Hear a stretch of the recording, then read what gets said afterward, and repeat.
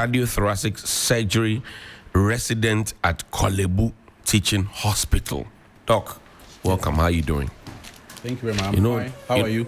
I'm greater than Accra. All right. This Saturday we're walking. Yes. At the 3FM Fit Start Walking Challenge. Now, tell me the benefits of walking. Okay.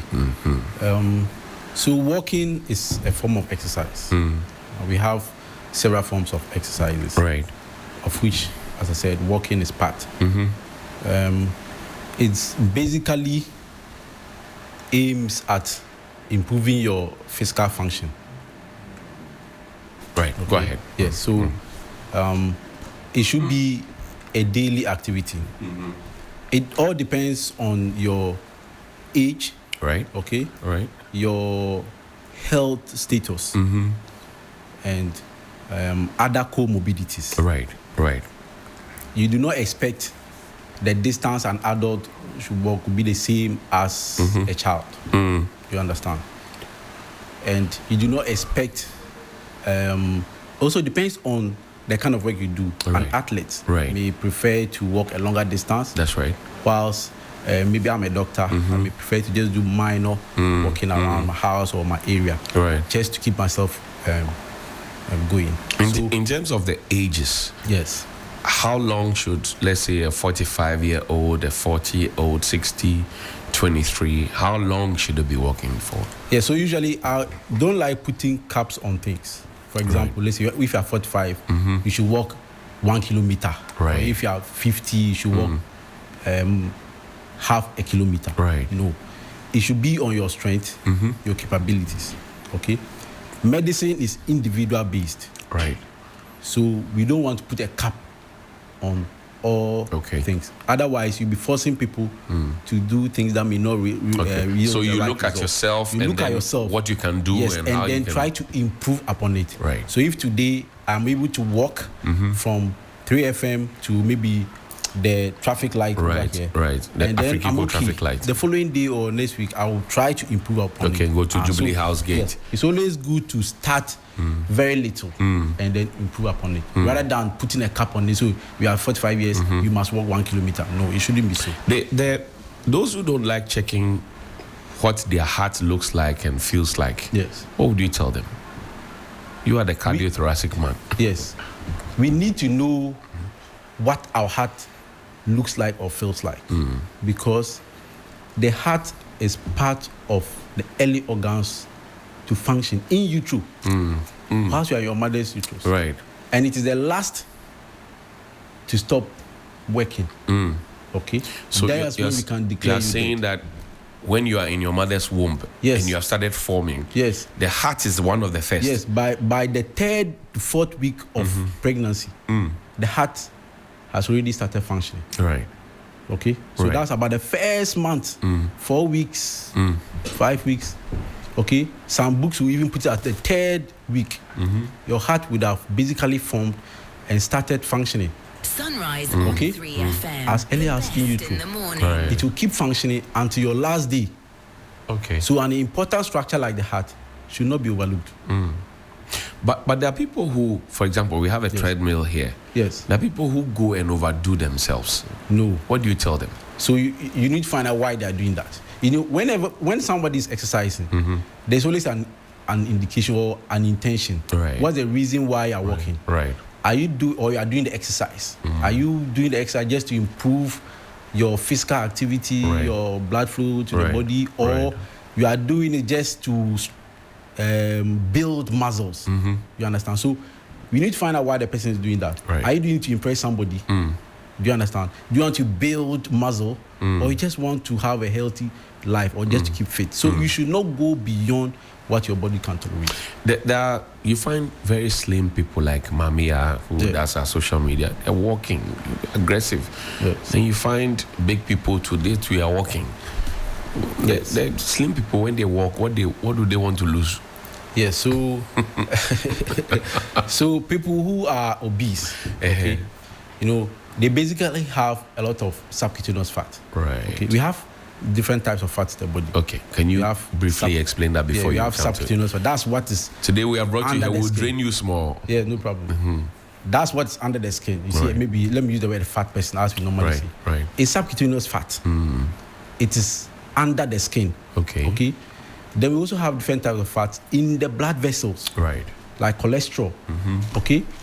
So if you're obese and you take upon walking or any form of exercise, the first thing you want to do is to reduce this amount of subcutaneous fat. That's what we're going to start first. And what You does that understand? take? Yeah, so it depends on the kind of exercise you want to do. Okay. You cannot, somebody who's obese, just normal brisk walking every day, it takes a longer time. Right. If you want to break that fat within a short period of time, you need to increase the intensity. of Right. your exercise.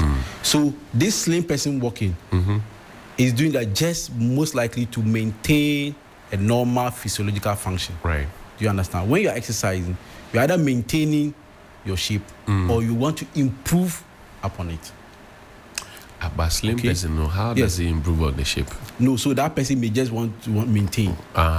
You understand? You may just want to maintain your shape. I get it. But somebody who's obese may want to improve upon maybe the weight. You must improve upon your weight before you maintain it. Blood pressure Yes. is a thing that most people have, but according to the research that we know, most people don't know that they even have Yes. high blood pressure. Yes. High blood pressure is a silent killer. Okay. Hey, doc, Yes. scaring High people blood now. pressure, yes, it's a silent killer. I like my listeners, so don't Because- scare them. You see, it usually doesn't manifest. It doesn't show anything. It doesn't show until maybe there's damage in an organ, or maybe sometimes during screening, medical screening. I remember sometime we came around, Right. I remember to do screening, Yeah. and they will pick it up and realize that no, there's something wrong with you. You understand? It goes to the organs. Yes. High blood pressure. Yes. Which organs? So from head to toe, high blood pressure can affect the brain. You can easily get a stroke. Right. Okay. Right. When we say high blood pressure, it means the pressure transmitted within the blood vessels is so high, Right. such that they can even rupture in the brain. Yes, you can rupture. So that's what we call hemorrhagic stroke. You can get that from high blood pressure. Sunrise Okay? on 3FM. And then the best in the morning. The heart itself, because of the high pressure, of course, the heart is required to pump vigorously. Right. Okay, to Right. overcome the peripheral resistance. Okay, so with time, the heart too begins to enlarge Right. and become bigger. Right. And the bigger you are, the larger you are, the less force of contractility. And with time, you may also go into heart failure. Right. You understand? Right. This same high blood pressure can affect the kidneys. It will damage the glomerulus and then affect perfusion. And then patient can also develop kidney failure, either acute or a chronic kidney disease. I see. Yes. Now, for those who have high blood pressure, can they also join a walk? Yes. So yes, exercise. As I said, this is a walk. Right. So ideally, it's always good to know your blood pressure. So if we advocate that people should know their baseline blood pressures, Okay. okay. What does that mean? So you need to know your stable blood pressure. You are Okay. hypertensive. Okay. It means your blood pressure is more than 140 systolic. That's the top value. Right. Usually we measure over 90. Systolic and diastolic. Yes, systolic and the systolic is the upper value. It looks Diastolic like is the lower my value. biology. I've not forgotten. So usually But if the this is upper only value is more SS than biology, 140, I beg you. yes. If the upper value is more than 140 and the lower value is more than 90 on 2 or more consecutive occasions, then we can say you have high blood pressure. Right. All things being equal. Right. Not like you just run and came and we are checking your blood pressure. You've relaxed, you are okay, like we are relaxed here. Right. We want to check your blood pressure, and it's more than that. Let's say you have the high blood pressure. Right. You understand? So that then you have diagnosed the person. Yes, then you can say the person has high blood pressure. Okay. So if you know your baseline, let's say you have high blood pressure, but your blood pressure is usually around 145, 80 or so. Why not? But you wake up in the morning, you check your blood pressure is 200, 190 over 110, and you still want to go jogging or running, you are putting a risk to yourself. Now, the healthy ways and tips of taking a walk, Yeah. like we want to do on Saturday. Yes. If you are hypertensive, maybe you don't know, you have cholesterol, you have all those comorbidities that Yes. you don't know about. What should you be thinking about before you embark on that kind of walk? Yeah, so first of all, you need to know your comorbidities. Everybody needs to know his or her comorbidities. Sunrise Comorbidities basically The best in the morning. means other disease conditions that you have apart from your main diagnosis. Do you understand? So if you're hypertensive, you need to know, are you diabetic? Your fasting blood sugar, is it Right. normal? Right. Is it within normal range? Right. You can be hypertensive and diabetic. Your blood pressure may be okay that morning. What about the sugar? Do you understand? So you need to know that. And then you need to also know your how far you can go with this exercise. I know that, okay, in the morning I'm able to walk 1 kilometer. Right. All right. So I go by that. You don't wake up one day and say, no, I'm going 2 kilometers. No, it doesn't work like that. You improve gradually. So before you start this walk, you know where it's been announced. We are walking from this place To that this place. You know you are not used to that. So you terminate at some point. Yes, at a point, you can decide to stop or take a rest and then join them later. Don't go beyond too much beyond what is required. Right. You understand? I like drinking a lot of water. Yes. What role does water play in all of what we're talking about? Water is very important for the body. You know, about 50 to 60% of the body is made up of water. Right. So let's say in females, about 50, males, about Right. 60. Right. So you must replenish this. You must always A replenish lot of water. a lot of water. You wake up, you slept over 6 to 8 hours, okay? Your heart is still working, it's still supplying blood to the kidneys, it's filtering the blood, Right. making urine. You will most likely maybe dehydrated. Right. So you need to replenish this water. Do you understand? So, and when we say, okay, take 8 cups of water, does not necessarily mean you should wake up and drink 8 glasses. Even the fruits you are eating, there's water in it. Right. Okay, the soup you are taking, there's water in it. Okay, juice, there's water in soup. it. Yes, there's water in I juice. like soup, And then water. Okay, so it does not necessarily mean that you should just pack 8 glasses of water And drink just it. drink it. No, Okay. no, it shouldn't be so. But water is very important for the body. They say there's something called electrolytes. What is it? For those of us electrolytes- who have not gone to medical school. Yes. These are chemicals, okay, that are needed for functions of the body. Right. Okay, so some of them include sodium, and potassium, chloride. Right. They are needed to maintain the integrity of your cells. So when they are low, the body responds in a particular way. Right. And when they are high too, the body responds in a particular way. These are needed at optimal levels. Okay? They should not go beyond. They are usually at critical levels, such that you should monitor them. Once they go beyond a particular level, especially too high, You'll be endangering your life. yes, you will be endangering your life. For that, you cannot know if you haven't done the lab test. Okay. Those electrolytes are checked from the blood. You take your blood sample, you take it to the lab, the laboratory technicians will work on it. Then we know the value. Right. So, for example, if the sodium is too high or too low, if your potassium is too high or too low, there are various signs and symptoms that Right. you present. The patient will not know. You will come to the hospital maybe with headache, okay, or maybe I feel like my heart is beating too fast. Right. You may not really know. You understand? So for that one, it's very difficult unless we take blood samples to the lab and comes back and then we're able to know. There are those who like to walk beyond the water, beyond coconut, which will provide some of the electrolytes. They like to also snack while they walk. I don't think it's necessary. You should not snack while you walk. No. I don't think it's necessary. But if there's a need, if there is the need, whilst you walk, Doc, if there's but I don't think it's The necessary. caveat that you are putting to the thing there. No, it's individual difference. As I said, I don't like putting a cap on things. Right. Man should know himself or herself. You should know what your body can take and what your body cannot take. Right. You understand? And if this is what you are used to and that's what keeps you going, I'm not coming to sit here to tell you to put a stop to it or abruptly or maybe start it now. But you should know what is good for you and what is not good for you. Right. Yes. Yeah, Doc, that's what I we'll think wrap is- up. Because Saturday we are walking.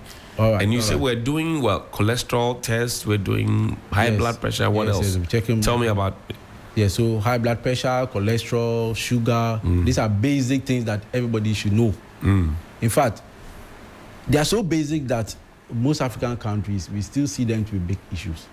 No, these are basic things. sometimes Sunrise on people 3FM. from European countries come Best in the around, morning. in America they come around, and when we talk about these things, it looks like, hey, these are basic things. That everybody should be checking out. Yeah, you should know. You should know. But Ghana, if you're not feeling cold, you not go to the hospital. Most people come to hospital because of a few reasons. One, pain. Okay, it's pain that brings people to the hospital. Right. So blood pressure, sugar levels, cholesterol. Cholesterol is very, very important because you see the cholesterol is deposited in the blood. Right. The blood vessels. So we have good and bad cholesterol. So the bad one, that's the LDL. Right. If it deposits in the blood vessels, what it does is that it narrows the blood vessels, it becomes smaller. So the heart will have to pump extra hard for the blood to flow through it. So it causes peripheral resistance. I see. And that leads to hypertension. But you know, Doc, when people see you in your lab coats with the stethoscope, then they get scared. Yes. What assurance are you giving them that Saturday, you will not cause pandemonium there? That is true. That's what we call white coat hypertension. White coat hypertension. When people see you, they want to see your white coat. But that's our dressing. That's from here. I'm going to the clinic. He will choke me small. Yes. From here, I'm going to the clinic. Right. And I'll be my white coat. And I'll need I'm a cardiothoracic surgery resident. Right. I'll need my stethoscope. So we should just see it as part of the work. It shouldn't. That's why when people come to the hospital, we don't rush to check their blood pressure. Relax. We are because not already there. they have come, they've seen they got pressure. Yes, but it shouldn't be so. Just relax. We are just assessing you to find out problems that are. So you people are not dangerous people? No, we are not dangerous people at all. We are not dangerous people at all. We are nice people. We are very nice people. We are caring. That's why we went to medical school. Okay, we went there to study problems, diseases, to be able to help fellow human beings and then yourself. Right. So we are not there to scare anybody. Okay. Of course, the work is stressful. Sometimes you're frustrated here and there, but all in all, we are there for the benefit of others. I see. So Saturday, when we come to the Aviation Social Center, you will be there with your team? Most likely. To assist us to check BP. Yes, blood pressure, very important. Your sugar levels. So there will be instant sugar testing. That's what we call the random blood sugar. Right. And then we also have the fasting blood sugar. Right. Fasting means you should not have eaten at least 8 hours before it's checking. Random is just random, as the term implies. I see. So those are basic. And then your weight. Weight is also very important. Weight is very important. Has anybody ever broken your scale before? No, not at all. Not at all. No. I'm sure some other facilities they may have experienced but something before. People are overweight, obese. But what does it mean if they say you are overweight and out of shape? Okay, so we normally use 2 parameters to calculate that. Right. The weight and then your height. BMI. Yeah, body BMI. mass That's the BMI. index. Your weight and then your height. So normal for a male like you and I should be between 18 and then 24.5. That's acceptable. You want to bring problem. Yes. So above 25. If I call Danny for you now, you see him. When you see him, you know that Charlie, no, this one, yeah. You have to investigate the person. That's acceptable BMI. Usually above 25 to 30, we say you are overweight. 30 to 35, you are obese. Right. Then above 40, and you say we are morbidly obese. So we categorize, you need to check your weight and then your height to be able to do that. If you don't have these parameters, it's very difficult. I see. And exercises helps keeps you within this range. I see. Yeah. Doc, I thank you. Your closing thoughts before we go. Yeah, so I would like to say hello to all Ghanaians and encourage them to, as much as possible, take up walking as an exercise. You do that either to keep fit or to improve yourself. Right. So, yes. Dr. Marshall Zume. Yes, sir. Great guy. Thank you very much. By all standards. Cardiothoracic surgery resident, Korle Bu Teaching Hospital, the country's premier hospital. But issues there, but no, you are not the man to answer those questions. We will solve them. Have a good morning, Doc. All right, thank you very much. Good morning. Now that you know that Obi and